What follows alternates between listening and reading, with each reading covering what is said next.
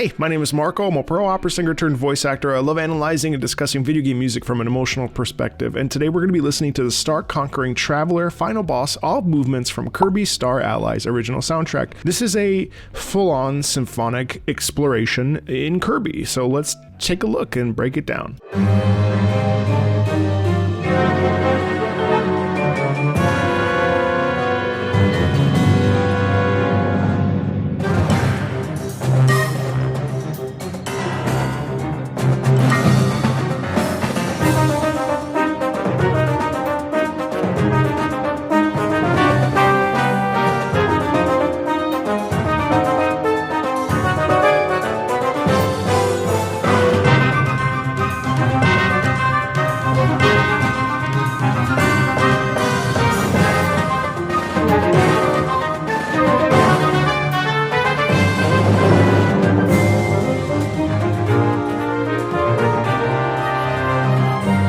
Wow, isn't that so cool? There's like enthusiasm here, and there's almost this feeling of like, we're never going to give up, we're never going to surrender. It's actually like a bit cacophonous, right? Because we have multiple different instruments going at one time. You've got like the horn with the melody, then you've got the drum set that's playing in the background. There's like a forward propulsion here, and not unnerving in the slightest. And in fact, there's a little bit of confidence in here, but also like, yes, there is that feeling of a fight to the death, but no, it doesn't feel oppressive, which is so unique for a battle theme, and certainly a final boss at that. It's pretty cool how it starts with this sort of hope in it, even though it is cacophonous, and there's multiple different layers of instrumentation that are happening at the same time that gives us a feeling of forward propulsion without feeling like a weight on us.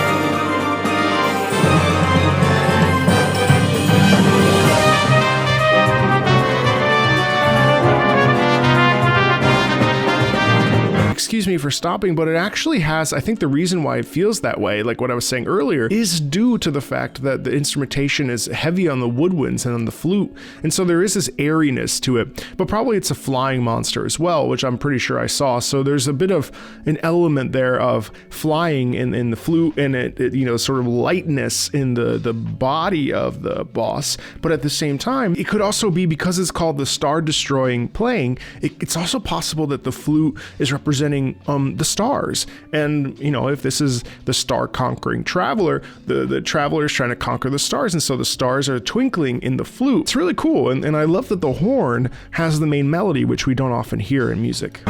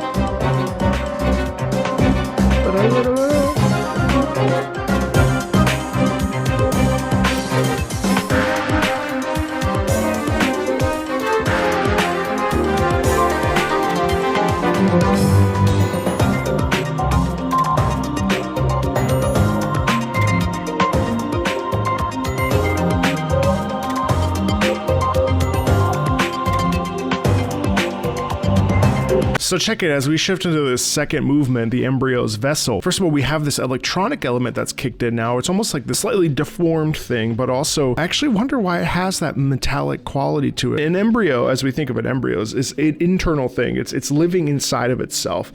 And I think actually we have this pullback sensation almost because there's this internalization of the boss. It's like before it bursts forth and the baby is born, we have this cocooning period. And it's really interesting how you sort of hear this like the choir. It's like almost like foreshadowing what's to come. There's something looming in the distance. The choir is adding a layer of this is going to be bad type of thing. But on the flip side, I also love that we sort of are shifting away from that jazz element that we heard in that first movement, especially with that piano in there, into this pulled back and almost like what's about to happen vibe, you know?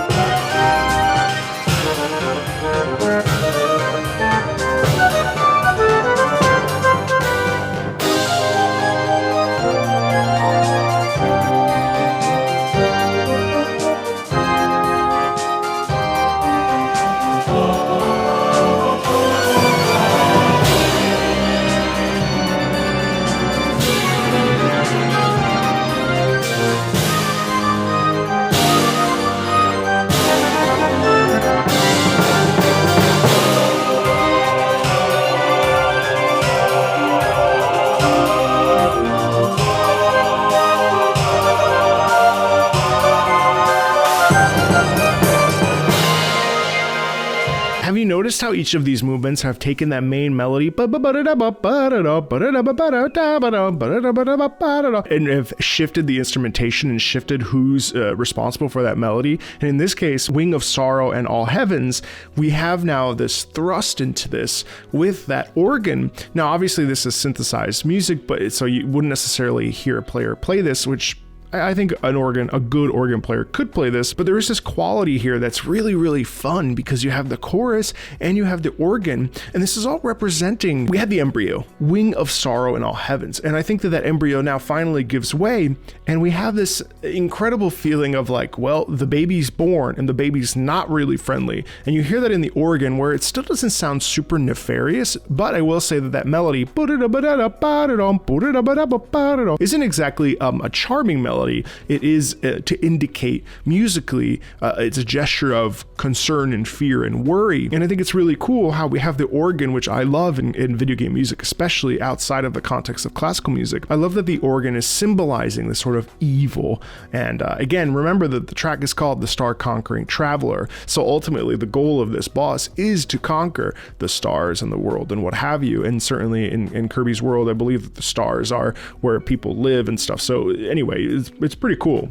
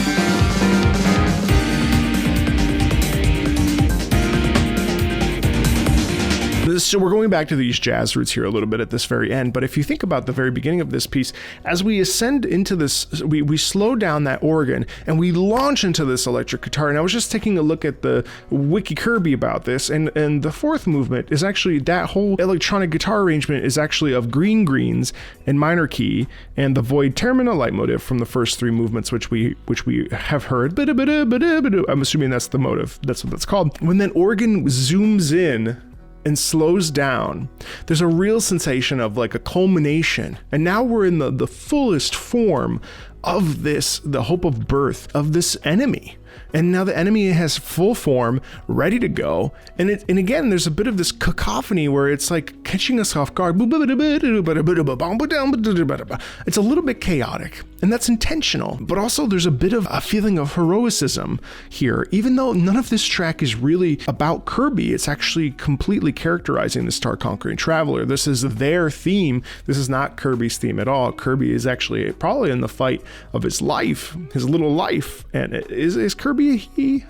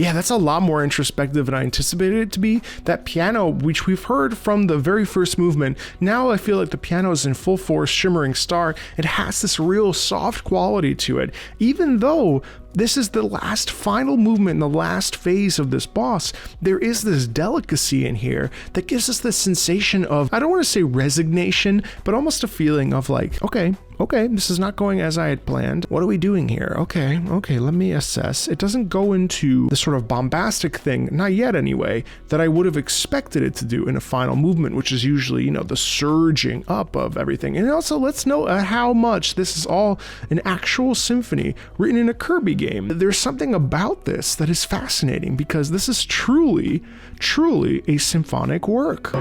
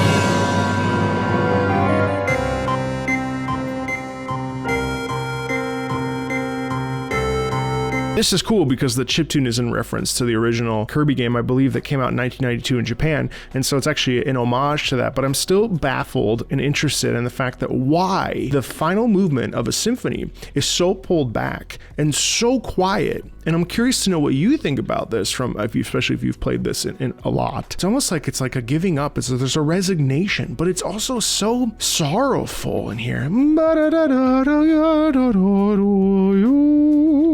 And yeah, that melody, there's a bit of hope in there, but yeah, it's very odd. I'm a little bit like at a loss for words at how pulled back it is, because usually, you know, when I think of symphonies, I think of Beethoven 9, which is a heroic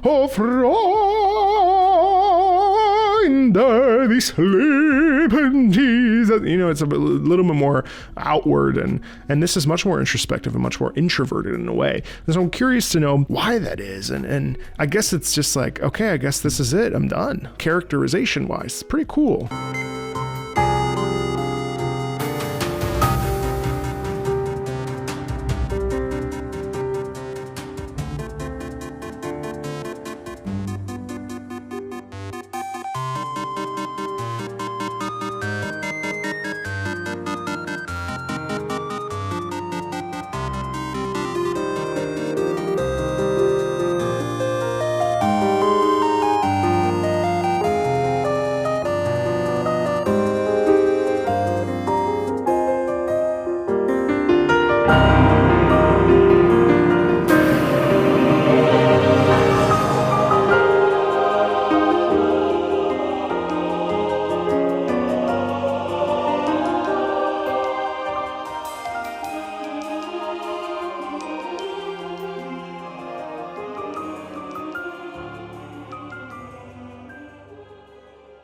Yeah, so actually I think that the reason why we have that 8-bit chiptune, not only because it represents Kirby in the original release, but I actually think that this is Kirby in that final moment being like, I'm still here, I've got you cornered. At this point, the Star Conquering Traveler notices Kirby and notices that there's no chance that they can win. And so there's this real resignation of sorts where it's like, yeah, okay. Kirby's always been here, and Kirby's never going anywhere, and Kirby's still got it. So it's cool, and I love how deep this is, and I love how intense it is. It's fantastic that this is a piece that exists within the scope of video game music, and it's truly a symphony. And I hope that you are curious about what other symphonies could mean in classical music, and I hope that maybe has piqued your curiosity. If you want to check out more Kirby, I've got Two Planets Approach the Roche Limit that you should check out. That video's here, and as always, thanks a ton, and I'll see you in the next one. Bye.